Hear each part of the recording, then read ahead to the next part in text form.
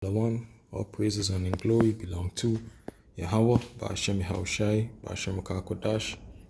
Double honors unto the elders and to the apostles of Great Millstone, and salutations to the hopeful elect, alright, the men that are pushing this word out in truth and in sincerity, giving all praises and glory to Yahweh, Ba'ashem Yahushai. Alright, it is your brother Yakal coming at you with another lesson through the spirit and power of Yahweh, Ba'ashem Yahushai.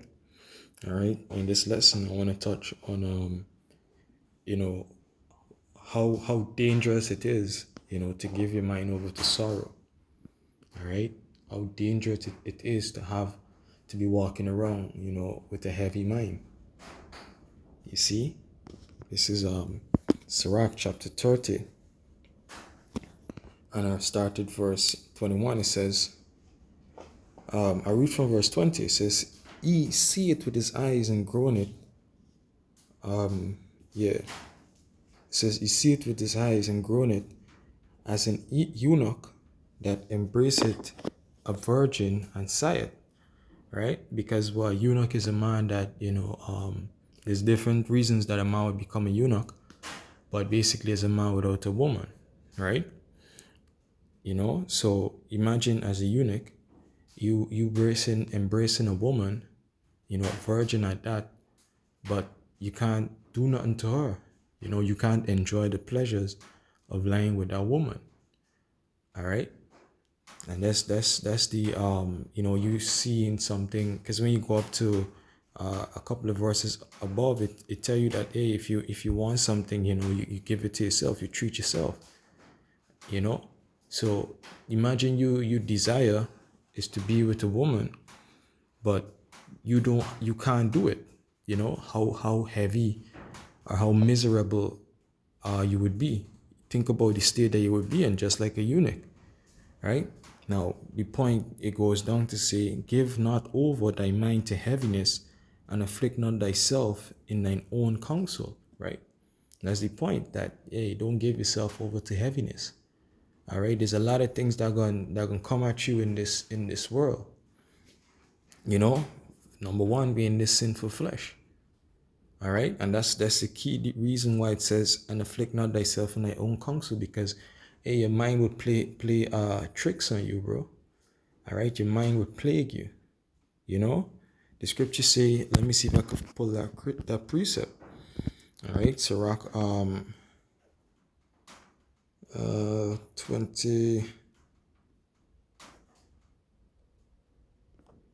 25 or 24. Drunken woman. It says, "Give me any plague but the plague of the mind." UGE. All right. Sirach chapter 25 and verse 13. It says, "Give me any plague but the plague of the heart, and any wickedness but the wickedness of a woman." All right. So why would it say, "Give me any plague but the plague of the heart," which the heart go back to the mind? Because there's different plagues that could be healed, with medicines. All right. And these plagues, it can only be something with temporal, and it could only affect a certain point. For example, if you got a plague in your foot, it would affect that foot, whether it be the left or the right foot, and that's it. You take the herbs, you treat it, you put up your prayers, and that's it. But a plague of the heart or the plague of the mind, that affects your entire body. All right, it affects your entire body, your mind. If your mind is affected, your entire body would shut down. All right, you would find that your body wouldn't function properly. You see? So going back to Sirach chapter 30 and verse 21, it says, "Give not over thy mind to heaviness," because again, if you're giving yourself over to heaviness, your mind over to heaviness, you're gonna find that your operations, the things that you're supposed to do when you're supposed to run, you might be walking. When you're supposed to walk, you're gonna try to run. All right, when you're supposed to be putting up these videos and doing your lessons and whatnot, you're gonna be giving yourself, you're gonna be contemplating and playing these different tribulations in your mind over and over and over again. All right, your entire operation gonna be out of course. You see, it says, and afflict not thyself in thine own counsel. Exactly, because you could beat yourself down. All right, you could beat yourself down in your own counsel. All right, the scriptures say in is what John chapter 3, I believe. Let me see. It says that if thy heart condemn thee, Heart. Yeah, this is 1 John chapter 3 and verse 20. It says, for if our heart condemn us, the Most High is greater than our heart and knoweth all things. All right. Beloved, if our heart 20 no, I read from verse 21. Beloved, if our heart condemn us not, then we have confidence towards the Most High. All right, because your heart could condemn you. You could be thinking, oh, I didn't do this or I didn't do that.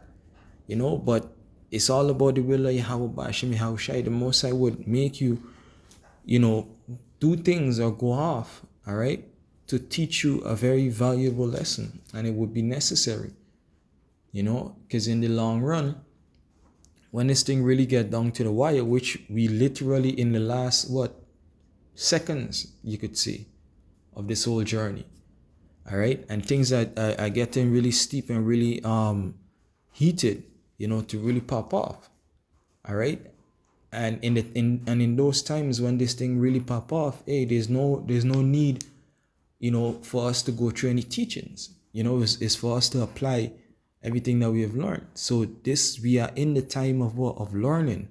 The apostles always say that we're in training ground.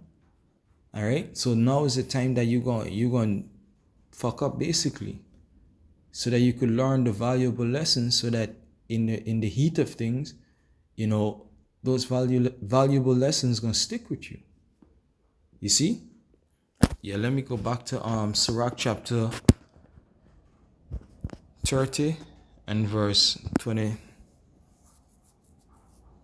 Yeah, verse 21. It says, give not over thy mind to heaviness, and afflict not thyself in thine own counsel.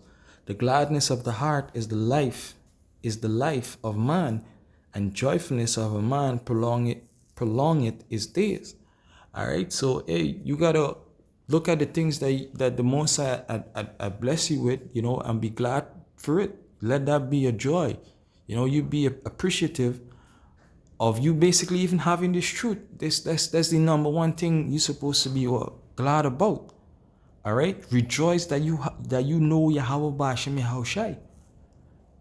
All right, be joyful, be glad, be thankful. That the Most High, wake you up to see another day. All right, that the Most High give you over, to your wicked heart or your wicked inventions. All right, be joyful, be glad for these things. You see, joyful and be glad for these things. All right, because you could have been in a different state. You could have been in a different position altogether.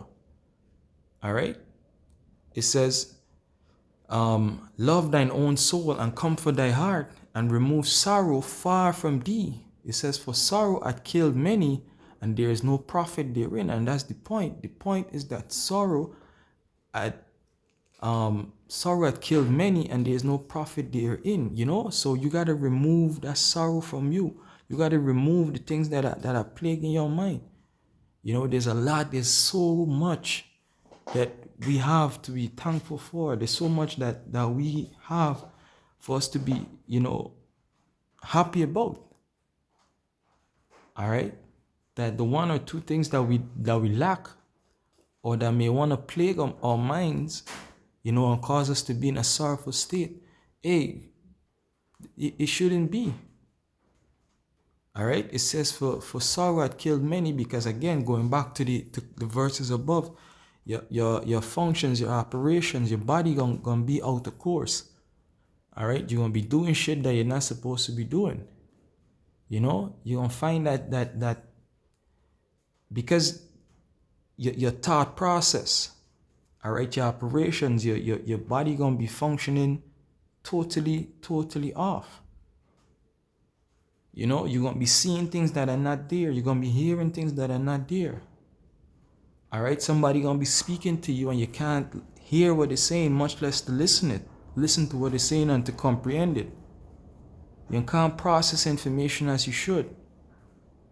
All right? You're going to become more paranoid, all sort of shit. It says, for sorrow hath killed many, and there is no profit herein. Envy and wrath shorteneth life, and carefulness bringeth age before time. And carefulness go back to you being anxious. All right? You being anxious.